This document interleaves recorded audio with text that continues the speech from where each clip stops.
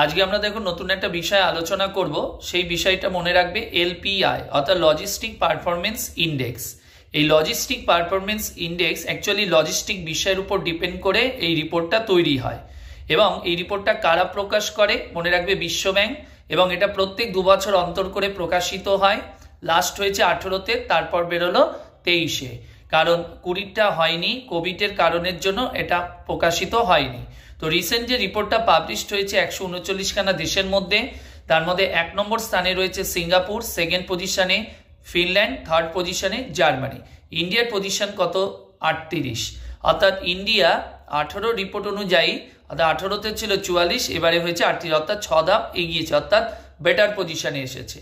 আরেকটা কোশ্চেন আলোচনা করব, রিসেন্টলি বিশ্বের কোন দেশ মনে রাখবে সুপার 30 প্রতিষ্ঠাতা আনন্দ কুমারকে গোল্ডেন ভিসা দিয়েছে? মনে রাখবে ইউএই।